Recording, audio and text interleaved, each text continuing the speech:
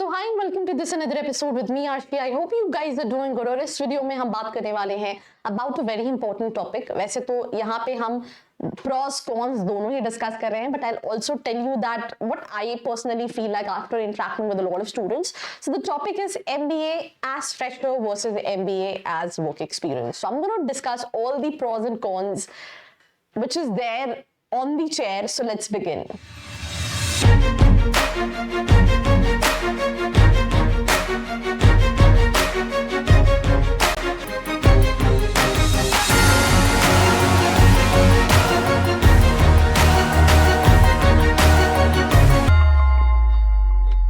So welcome back to this episode. I think this is one of the questions which always comes to every single aspirant's life.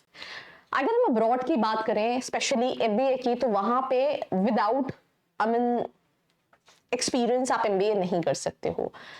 अगर हम top colleges की बात करें तो they need minimum 4 to 5 years, 3 to 5 years का experience अगर आप MBA करने जा रहे हो. And that is the reason a lot of people go for different kind of courses जैसे masters in management and stuff like that. But when it comes to India there is no such compulsion. Either you talk about IIMs और IITs और even the top government and private colleges for MBA. Freshers भी हैं, they need student with work experience also, they need student with the different backgrounds also to have that diversification. तो जब India में MBA करने के लिए भले आप किसी भी टॉप नॉश कॉलेज से करना चाहो, एक्सपीरियंस कंपलसरी नहीं है, तो what should I do? I think यहाँ पे points are made by my content team, but मैं अपना पर्सपेक्टिव आपको शेयर करना चाहूंगी. We'll start with the pros of pursuing MBA as a fresher. यहाँ पे कुछ पहला पॉइंट दिया है, early start. Now what is early start? बहुत सारे स्टूडेंट जो 2 से 3 साल इंडस्ट्री में काम कर चुके हैं, दे कम कि मुझे MBA के लिए कॉलेज देखना है. वो एग्जीक्यूटिव MBA के लिए जाने से बेटर जनरल MBA के लिए कई बार कॉलेजेस देख रहे होते हैं. और उसका रीजन क्या होता है कि 2 साल 3 साल हो गया, एंड यूजुअली ज्यादातर स्टूडेंट्स इंजीनियरिंग किए हुए होते हैं या लेट्स से BBA कर रखा है और 2 से 3 लाख के पैकेजेस पे काम कर रहे होते हैं, राइट? तो जब आप 2 से 3 लाख के पैकेज पे 2 साल से 3 साल से काम कर रहे हो, ग्रोथ नहीं मिल पा रही है, तो कहीं ना कहीं दे गो फॉर MBA. तो अगर आप अपनी ग्रेजुएशन के जस्ट बाद करते हो तो एक तो ये सॉर्टेड है कि यार ठीक है, मुझे फ्यूचर में जाके MBA नहीं करना, मुझे सिर्फ और सिर्फ अपने करियर गोल्स पे, अपने कॉर्पोरेट गोल्स पे फोकस करना है. और आप थोड़ा सा जो लेडर है, जो सीढ़ियां हैं, वो थोड़ा सा ऊपर क्लाइंब कर लेते हो, जो MBA जो ग्रेजुएशन करने के बाद थोड़ा सा डिफिकल्ट है. आप कई सारी कंपनीज में देखोगे लोगों के पास कई साल का एक्सपीरियंस है, but they are working with student जिन्होंने MBA किया है, दे आर इवन फ्रेशर्स. दो उनकी ट्रेनिंग होती है, ऐसा नहीं है, they have this probation period 6 months की, 1 year की, बट आप जंप कर सकते हो अगर आप राइट आफ्टर योर ग्रेजुएशन जाते हो. तो यही पे सिंपल चीज बताई है कि अगर आप कंप्लीट एजुकेशन जल्दी कर लेते हो and start climbing the corporate ladder sooner, तो ये एक अपॉर्चुनिटी है. Second, academic momentum. कई बार होता क्या है कि हमने पढ़ाई छोड़ दी, राइट, और दोबारा से कंटिन्यूएशन करना becomes a difficult task, right? Not for all but for major students.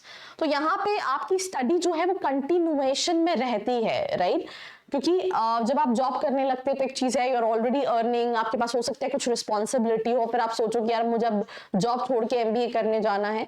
तो यहाँ पे ये एक प्रॉज है कि आपको एकेडमिक मोमेंटम कंटिन्यूएशन में आपकी स्टडीज रहती है without a break. Then third चीज है यंगर वर्कफोर्स एंट्री.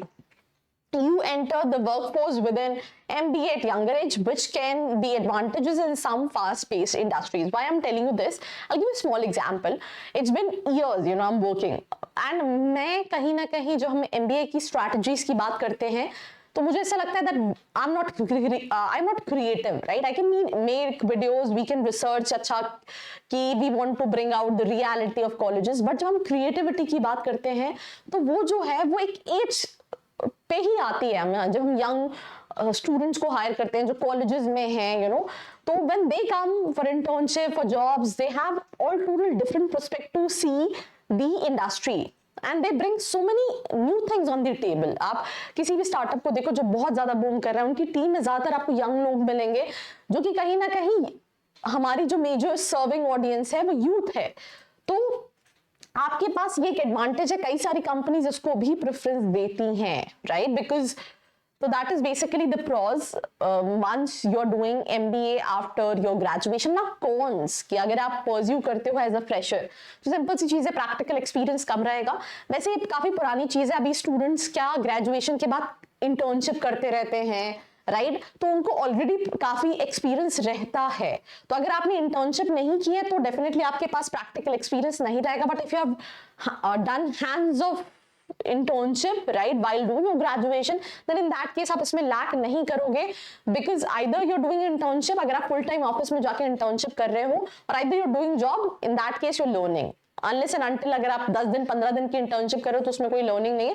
बट आपने किसी कंपनी में 3 महीने 4 महीने 5 महीने की इंटर्नशिप की है तो you have that practical experience. तो ये कौन डिपेंड करता है एंड वेरी करता है from students to students. Now limited perspective, what limited perspective, इसका मतलब मेरा एक अलग थॉट प्रोसेस है।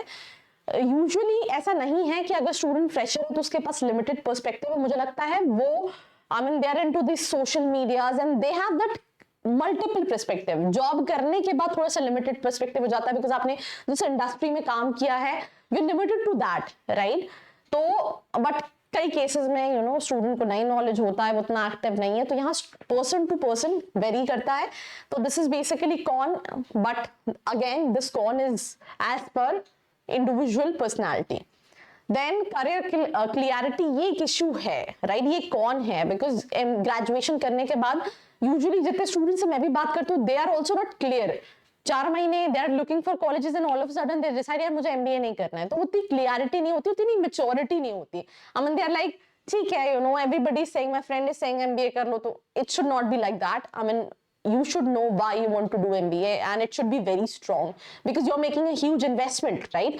तो अगर आप वो इन्वेस्टमेंट सोच समझ के नहीं करोगे तो you will regret, and that what I'm saying, college को चूज करना भी उतना ही important है। If you have any question related to the same, नीचे प्रोफाइल एनालिसिस फॉर्म दिया है जिसको फिल करके डिटेल्स ले सकते हैं। साथ ही साथ I come for the live session, उसके लिए आप YouTube के साथ साथ हमें Instagram और Telegram पे भी ज्वाइन कर सकते हैं where you get all the latest updates.